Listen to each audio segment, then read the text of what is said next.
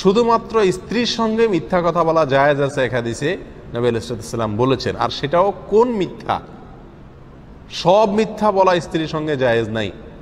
আমরা অনেকেই এই হাদিসকে ভুল বুঝি এবং বলি যে স্ত্রীর সঙ্গে মিথ্যা কথা বলা জায়েজ আছে, অতএব 500 টাকা দিয়ে মাছ এনে বলবো 300 টাকা, স্ত্রী খুশি হয়ে যাবে। 1000 টাকার শাড়ি কিনে বলবো 2000 টাকায় স্ত্রী খুশি হয়ে যাবে। এভাবে যত রকমের বাটপারি আছে সবগুলা করব।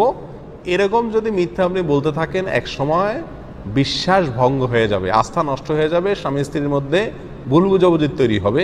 এভাবে মিথ্যা কথা বলার অনুমোদন দেওয়া হয় নাই। নবী আলাইহিস সালাম হাদিসে যে স্ত্রীর সঙ্গে মিথ্যা কথা বলার অনুমোদন দেওয়া হয়েছে, সেখানে মিথ্যা বলতে উদ্দেশ্য হলো স্ত্রীর গুণাগুণ বর্ণনা করার সময় বাড়ায়া বলা, এমন কথা বলা যেটা আসলে বাস্তবসম্মত না।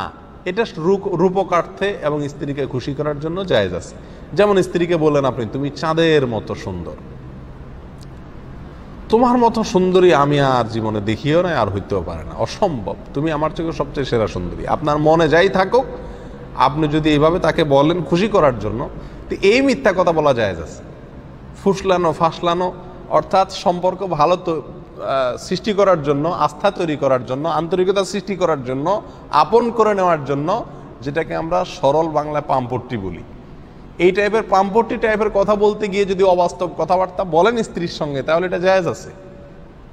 স্ত্রীর সঙ্গে সব ধরনের মিথ্যা কথা বলবেন, হ্যাঁ, লেনদেনে, অন্যান্য সাধারণ কায় কারবারেও স্ত্রীর সাথে মিথ্যা কথা বলবেন, আর মিথ্যা তথ্য দিবেন, মিথ্যা আশ্বাস দিবেন, মিথ্যা কথা বলবেন, এটা জায়েজ নাই। অনেকে জিনিসটা ভুল বুঝেন।